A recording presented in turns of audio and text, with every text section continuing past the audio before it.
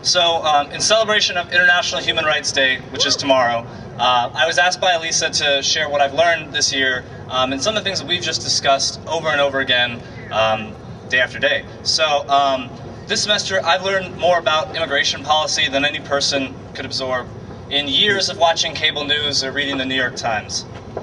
This semester I've reached one of those magical moments that where a student kind of realizes that their worldview rests on pudding. And it's in that moment where a student finds himself questioning the status quo, questioning those in power, and learning why the world isn't as rosy as it always appears. So, I'm not an undocumented immigrant, but I've read story after story about the lives of immigrants, living in the US and dreaming of life in the US. And these stories show complex lives, and these are never reported. Instead, we're delivered the same rhetoric year after year, decade after decade. Illegal immigrants are taking our jobs. It's their fault I'm not making more money. It's their fault I can't find a job. Immigrants are the cause of all the crime, even though immigrants commit crime at a rate much lower than citizens do. It's no coincidence that these claims are emphasized loudest during periods of economic difficulty. When the middle class begins to suffer due to a poor economy or a recession, the anti-immigrant rhetoric is re-energized year after year. But as we all know the truth, that unless your family's fully Native American, we're all immigrants or the descendants of immigrants. And historically, certain groups of immigrants are favored over others. So this brings me to point one.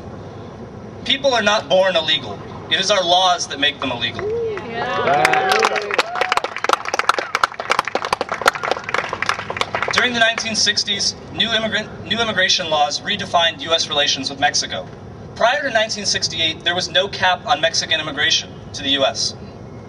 The Immigration and Naturalization Act reshaped U.S. laws by establishing a preference system of who was and who was not allowed to come to the U.S.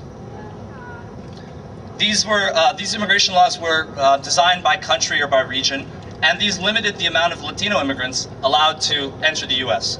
Mexicans had to compete with other Latinos and Cubans for 120,000 visas a year. Now, due to a poor economy and high unemployment in the 1970s, this number was dropped even lower to just 20,000 visas for Mexicans and Latin Americans. As legal immigration was restrained, undocumented immigration became the main way for Mexicans to enter the U.S. In addition, U.S. involvement in the Mexican economy and the adoption of NAFTA, the North American Free Trade Agreement, restructured Mexico's economy. And this encouraged or forced some Mexicans to seek new opportunities in America. However, with few legal visas available, many Mexicans who did attempt to work in the U.S. were forced to come without legal documentation. It is our laws that make people illegal. This brings me to point two. I say undocumented.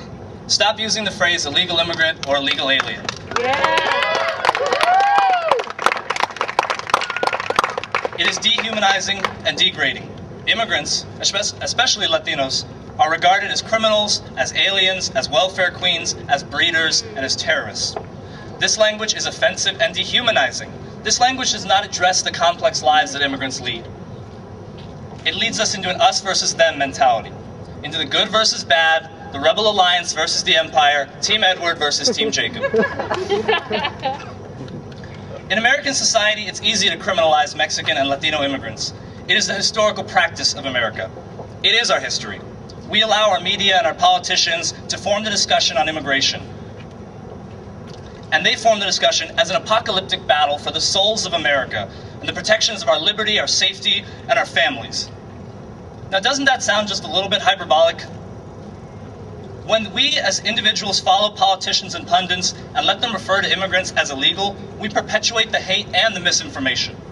When we allow politicians to whine about the dangers of anchor babies without calling them out on their lies, we give up on the truth and let the loudest and the most insane run the discussion. There's no such thing as anchor babies. Pregnant immigrants don't have their children in America to steal benefits and get on welfare. That's right. They have their children here because it's where they live, because it's where they call home, because it's where they know their child will have access to a good education. This brings me to point three. Starting in the 1980s, the US government heavily militarized the border to protect Americans from the dangers of Mexico and Mexicans seeking employment in America. This border was socially constructed as a battlefield where outgunned Border Patrol officers hold the line, heroically defending America from foreign alien invaders, drug smugglers, you name it. Now, this almost sounds like an exciting summer movie until you realize that these are people, not aliens. Poor people, people looking for work, reuniting with family members already in the US, or seeking education and political freedom. These are people, not aliens. Yeah.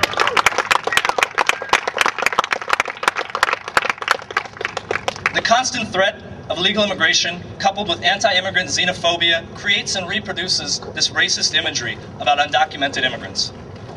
And is that imagery that becomes part of our national discourse and the discussions of immigration policies. As a result, our politicians, our reporters, they ignore individual and family motivations for immigration. And the general public continues to view immigrants as invading aliens, encroaching on American land and resources. It is our public discourse, our historical practices of immigration, and our actions of the government and our Border Patrol that have shaped and reshaped our views on the border. I am not an immigrant. I'm a US citizen. But I recognize the need to treat everyone in this country, documented or undocumented, as human beings with inalienable, unchangeable, irreversible human rights.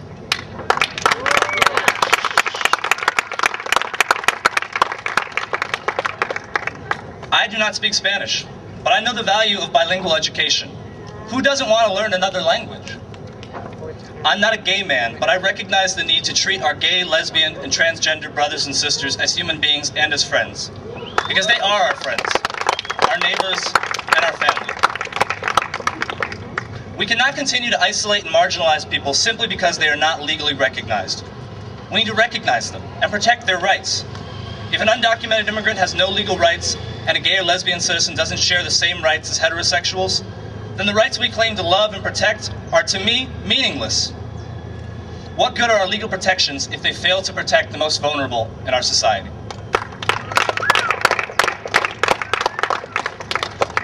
If a student cannot obtain a college education or a job because they are undocumented, then we have told that student, you are not equal, and you don't count, and you are not human.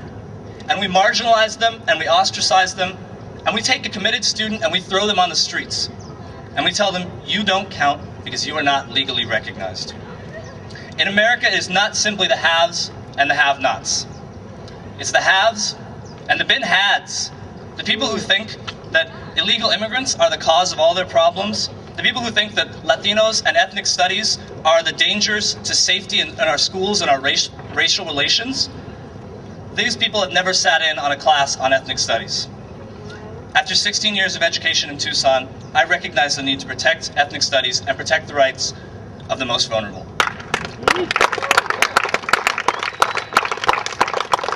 In honor of International Human Rights Day, I say, treat others the way you want to be treated. Thank you.